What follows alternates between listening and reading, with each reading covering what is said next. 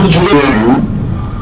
বাইরে চলছে মেঘের গর্জন আর পড়ছে টুকটাক বৃষ্টি, আর এরকম ওয়েদারে ঝুরঝুরে এরকম চিড়ের পোলাও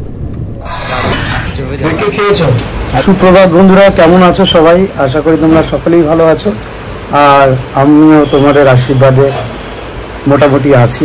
মা চলে গেছেন, 15 দিন হয়ে গেল, আর তোমাদের অনেক দিন কোনো খাবার তো আপডেট দিইনি বলেই আজকে মন করলো যে তোমাদের তো কিছু দিতে হবে আপডেট।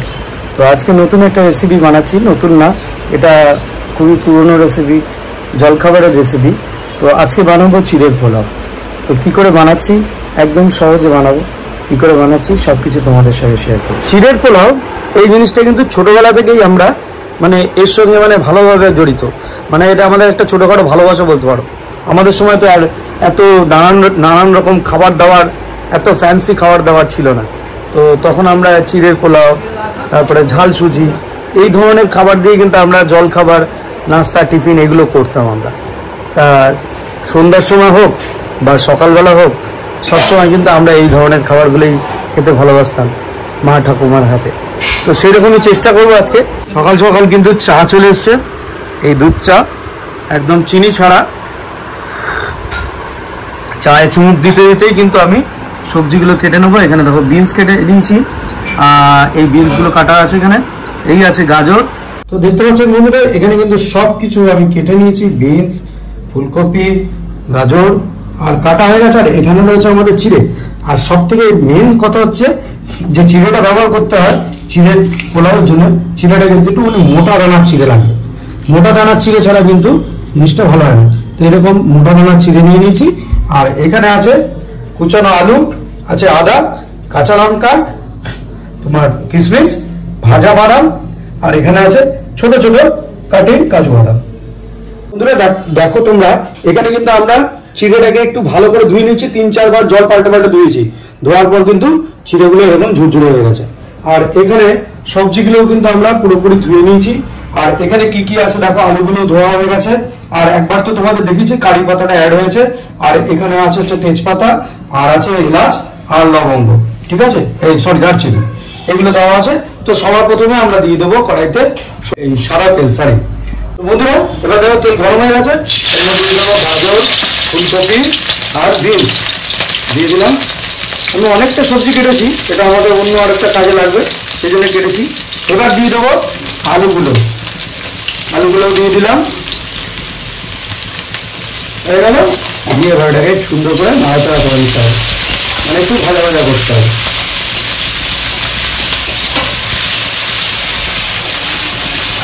এর মধ্যে হলুদ মোটামুটি হাফ চামচের মতো হলুদ দিলাম, ছোট চামচে। হলুদ দিয়ে একটুখানি নাড়াচাড়া করে নেবো। দেবো একটুখানি স্বাদ মতো নুন, একটু নুন দিয়ে দিলাম। দিয়ে ভাজাটাকে একটুখানি আরো সুন্দর করে একটু ভেজে নেবো। কমপ্লিট, দেখতে পাচ্ছ আলু ফালু সব সেদ্ধ হয়ে গেছে। ভাজাগুলোকে একটু সাইড করে দেবো, হালকা করে একটু সাইড করে দিলাম। দিয়ে এবার আমরা এখানে ফোড়ন দেবো, মোটামুটি একটু সাইড করে দিয়েছি। এবার দেবো আমরা এখানে তেজপাতা, এলাচ আর দারচিনি দিয়ে দিচ্ছি। দিয়ে দেবো কাঁচা লঙ্কা আর কুচানো আদা, ফোড়নে দিলাম। দেওয়ার পর দেবো আমরা একটা কারি পাতা। আর এই কারি পাতার কিন্তু অনেক গুণ। কারি পাতা যদি প্রত্যেকদিন খেতে পারো তোমরা, সুগারগুলো না তোমাদের একদম একদম ঠিকঠাক থাকবে, প্রপার। তো কারি পাতাও দিয়ে দিলাম। কারি পাতার কিন্তু প্রচণ্ড গুণ, সেই জন্য কারি পাতা কিন্তু সবাই খায়। তো যাই হোক, কারি পাতাটা দিয়ে দিলাম। আর অ্যারোমাটাও দারুণ, তোমরা যদি স্কিপ করতে চাও স্কিপ করতে পারো, কোনো অসুবিধা নেই। এখানে আছে কাজু বাদাম, তো কাজু বাদামগুলো একটুখানি দিয়ে দেবো এর মধ্যে, তাহলে একটু হালকা হালকা ভাজা ভাজা হলে কিন্তু আরও স্বাদটা বেড়ে যাবে। দিয়ে এই ফোড়নে কিন্তু পুরোপুরি ভাজা ভাজা হয়ে গেল, মিশিয়ে দেবো, সব হয়ে গেল। এইবার আমরা দিয়ে দেবো চিড়েগুলো, অনেকে পোহা বলো, তো চিড়েগুলো দিয়ে দিলাম। চিড়েগুলো দিয়ে একটু নাড়াচাড়া করতে হবে। তার আগে কিন্তু আমরা এর মধ্যে ভেজে রাখা চিড়া বাদাম আর এখানে রয়েছে কিশমিশ দিয়ে দিলাম। দিয়ে নাড়াচাড়া করতে হবে। কালারটা কিন্তু দারুণ এসছে, হেভি লাগছে। আর তোমরা যারা যারা চিনি স্কিপ করতে চাও স্কিপ করতে পারো, কিন্তু আমরা পুরোপুরি আজকে ডায়েট কন্ট্রোলে একদম খাবার বানাবো। তারপর বলবে যে তোমরা কিশমিশ দিয়েছো কেন ডায়েটে, বাদাম কেন দিয়েছো, আর ওগুলো না দিলে তো ভালো হবে না। ওগুলো হচ্ছে তোমার বাঙালির ভালোবাসা।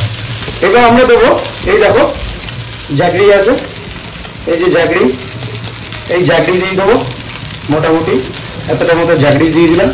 এটা পটেটোও পাওয়া যায় এবং লুজও পাওয়া যায়, তো জ্যাগরিটা দিলে আরও টেস্টটা দিয়ে দিলাম, যে একটু হালকা নাড়াচাড়া করি। তো এবার আছে এই যে গরম মশলা, ঘরে বানানো, হাতে গুঁড়ো করে বানিয়েছি একদম সুন্দর গরম মশলা, দারুণ একেবারে গন্ধ তার। দিয়ে দিলাম গরম মশলা, একদম অল্প একটুখানি কিন্তু হয়ে যাবে গরম মশলা, খুব বেশি লাগবে না। আর এবার দেবো ঘি, সামান্য ঘি দেবো, এই দিয়ে দিলাম ঘি, সামান্য মানে একটুখানি দিতে হবে, ঘি না হলে মজা লাগবে না, বেশি করে ঘি দিয়ে দিলাম, দিয়ে নাড়াচাড়া, ব্যাস দারুণ গন্ধ বেরিয়ে গেছে, ও খেতে তো দারুণ লাগবে। আর তোমরা যারা যারা ভেজ না করতে চাও তারা কিন্তু এর মধ্যে ডিম ভেজে সুন্দর করে ছোট ছোট করে পিস করে দিতে হবে, সুপার লাগে ডিম দিয়ে। যাই হোক একদম রেডি হয়ে গেল ঝাল ঝাল আর এরকম সুন্দর সুন্দর হলুদ হলুদ, তাই তো উপমা তৈরি, মানে চিড়ের পোলাও। তো কেমন লাগলো অবশ্যই কিন্তু কমেন্ট করো। এবার আমরা খাবো একটু। আহা কি দারুণ, অসাধারণ, এত সুন্দর গন্ধ, আর গন্ধ আর সুন্দর ঝরঝরে এইরকম চিড়ের পোলাও, মাইন্ড ব্লো। সকালবেলা এইরকম ব্রেকফাস্ট পেলে আর কি চাই। তো চটপট বানিয়ে ফেলো, আমি খেয়ে দেখি কেমন হয়েছে।